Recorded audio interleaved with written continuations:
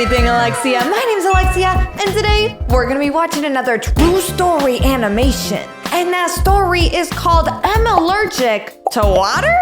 Excuse me? How are you supposed to drink Gatorade if you're allergic to water? That stuff's delicious. But before we start today's video, I need you all to smash that like button, smash that like button, smash that like button. And if you want to help our channel reach 1 million subscribers by the end of this year, which is our goal, smash that subscribe button right now and turn on all post notifications so you don't miss any of our videos. This story is about my disgusting classmate Pablo. Disgusting classmate Pablo? How disgusting could he really be? Dirty clothes, foul breath? Does he smell like deep fried pickles that was left out in the sun? Because nobody wants that. He always hit on me, saying things like, "Hey pretty girl, too bad that your parents are poor. But don't worry, I can change that. Just come by my house tonight." Just come by my house tonight. I know I smell really bad, but don't worry. I smell so bad that I'm gonna make you puke and throw up. But instead of puking out food, I'm gonna make you puke out money. Don't ask me how, but I will. It didn't matter how many times I told him to stop, it just got worse. And no one dared to put him in his place because his dad was a powerful politician. You see, I live in Honduras and our government is very corrupt. If you stood up to Pablo, he could tell his dad about it, and you would be beaten up, or worse. When I was 17, I suddenly developed a water allergy. The doctors didn't know why, but whenever water touched my skin, it burned like acid. I made an announcement to my class, telling them to be careful and not to throw any water at me because I'd get badly hurt. But of course, Pablo didn't believe it. He said, "Lily's just looking for an excuse not to have to shower anymore."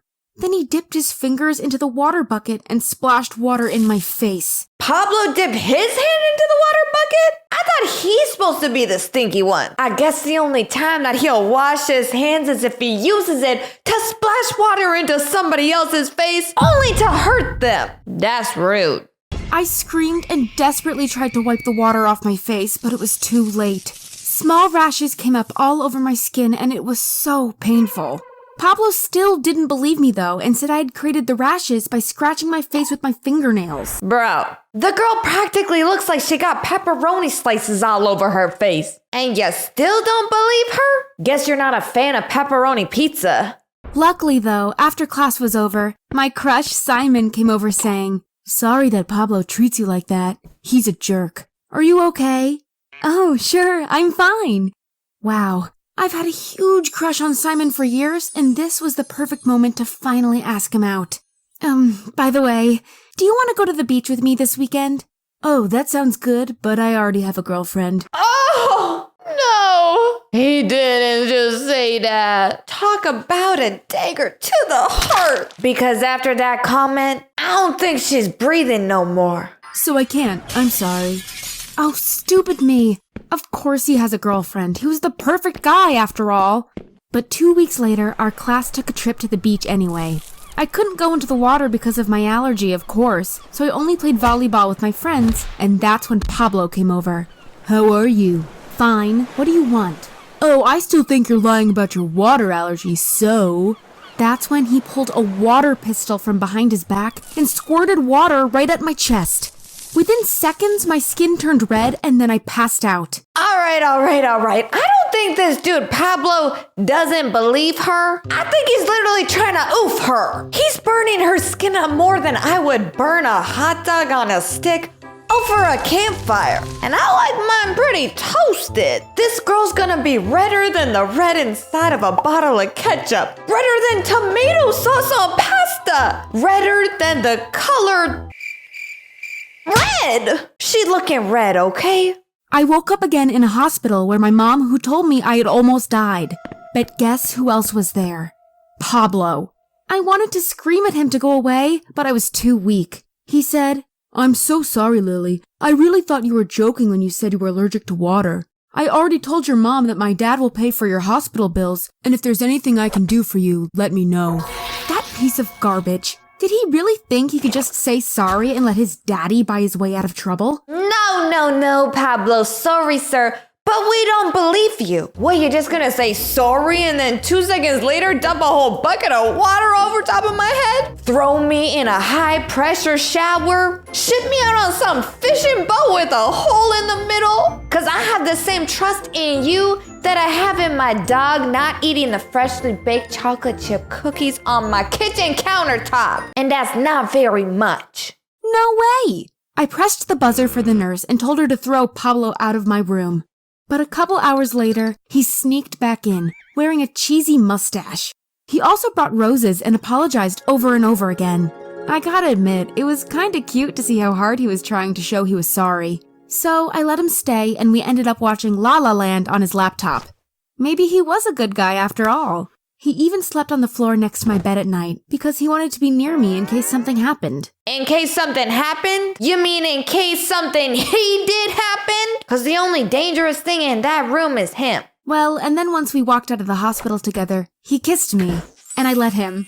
I mean, yes, he'd been a jerk, but people can change, right? Wait, correct me if I'm wrong, family, but doesn't kissing someone involve a little exchange of liquids? I.e. water? Oh man, Pablo's at it again trying to feed our girl water. I knew he was sneaky.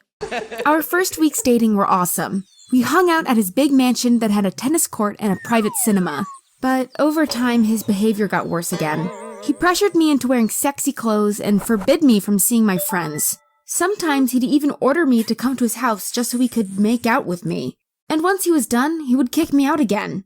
I wasn't going to let him treat me like that. But when I told him I didn't feel respected and wanted to break up with him, he laughed and said, "I don't care how you feel. I promised my dad I'd marry you once I turn 18, and he hates it when people break their promises. So you better play along and be a good, obedient girl. And trust me, if my dad finds out that you dared to break up with me, he'll think you disrespected our family and he will take revenge on you. But don't you want to marry a normal girl who isn't allergic to water? You always complain that I smell bad because I can't take showers and have to use powder to clean myself. You are pretty and smart. Good enough to give my dad some grandchildren and good enough to entertain me for a while." Good enough? Entertain me for a while? Ugh! Not only is this dude dangerous, he's also rude, controlling, and plain disrespectful. Girl, you need to break up with him right now. He might have a mansion and a cool backyard, but there's no point being in a big house if you're just gonna be crying in it all the time. That's not a happy life, even if you're wearing Gucci from head to toe. Bad people can't repair a broken heart, and neither can a pair of new Gucci sparkly shoes. I promise you. So I stayed with him, even though he openly cheated on me. I would wake up in the middle of the night in our bed and find him making out with another girl. My life sucked bad, until I got into university. Because guess who I met there again? My old high school crush, Simon. We got to talking and I asked if he was still with his old girlfriend.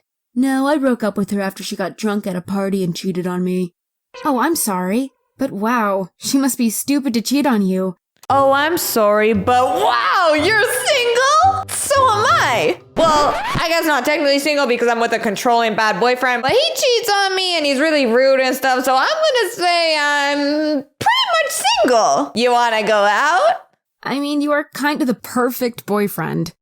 That's when, without saying a word, Simon pulled me to him and kissed me. I never wanted that kiss to end, but I pushed him away, saying, "Sorry, we shouldn't have done this. I'm still with Pablo, and if he finds out about this, you'll be dead."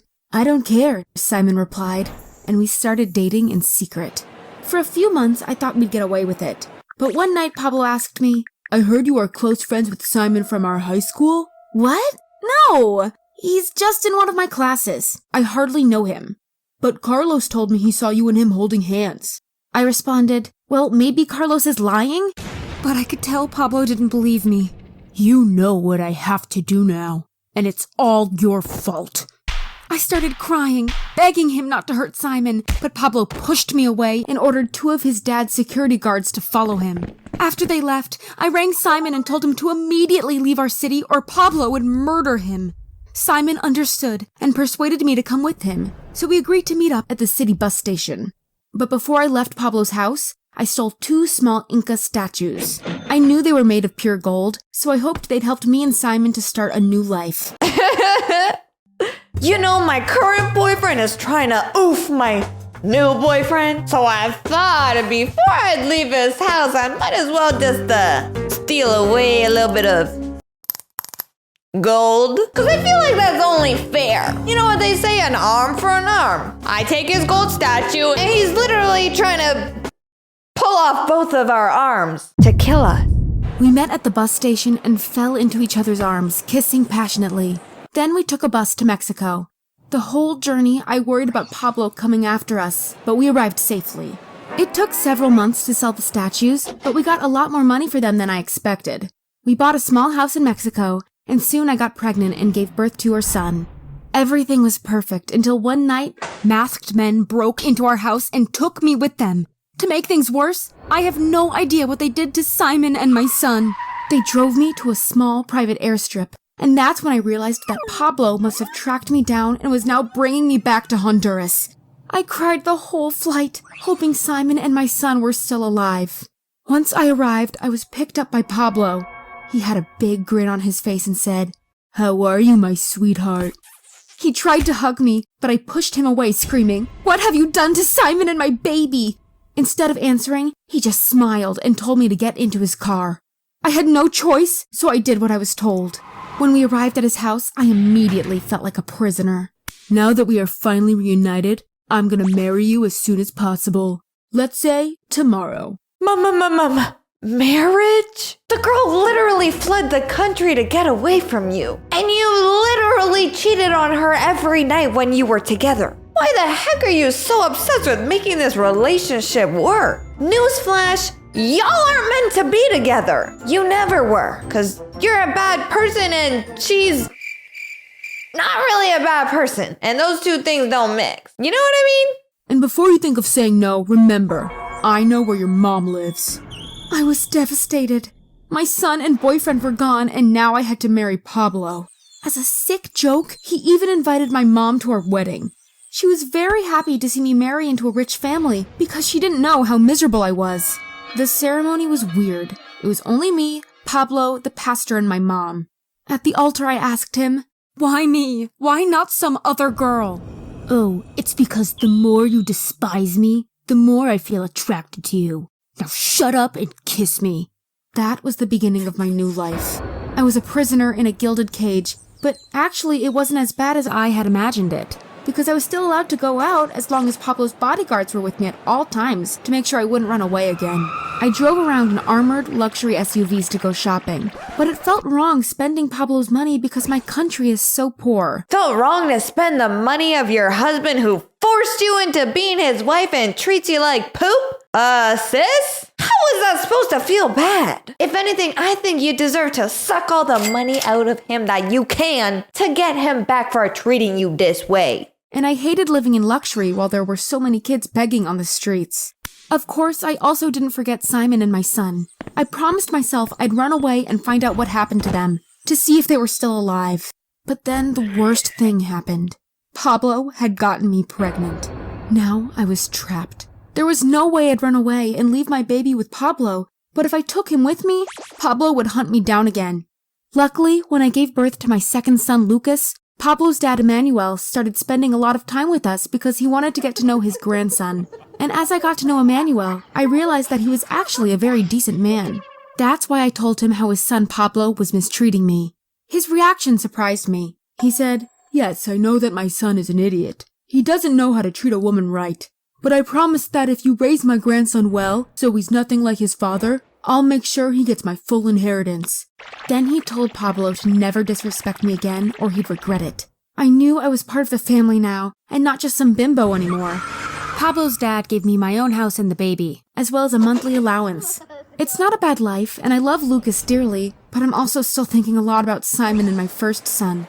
I've already tried to contact them, but either they are hiding or dead and in heaven. Wait, what? Oofed and in heaven? Oh man, I didn't think about that one. Pablo is a bad dude and he deserves to pay for this. Maybe Pablo's dad can help track down Simon and her kid. So in a weird, twisted world, they could somehow meet up again and be a family on top of the family that she already has with Pablo. I don't know, family, this is confusing and kind of heartbreaking. A story about true love versus bought love. He literally paid a way to her heart. What kind of love would you rather have? The real one or the money one? Let me know in the comments below. But anyways, family, that is all of the true story animation that I have for you today. If you liked today's video, don't forget to smash that like button. And if you want to join our amazing family before we hit 1 million subscribers, hit that subscribe button right now and turn on all post notifications so you won't miss any of our videos. I love you all so much, family. Mwah! And I'll see you all in the next video.